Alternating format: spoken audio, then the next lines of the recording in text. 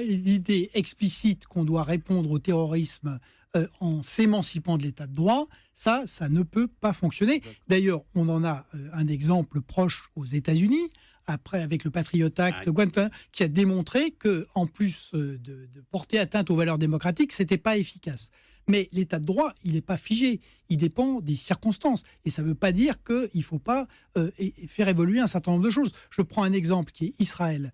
Israël est un état de droit, sûrement pas parfait, mais c'est en même temps une démocratie qui est en guerre permanente depuis sa création. Donc, par exemple, en Israël, dans le cadre de l'état de droit, qui fonctionne puisque il bénéficie, y compris aux Arabes israéliens et y compris aux Palestiniens.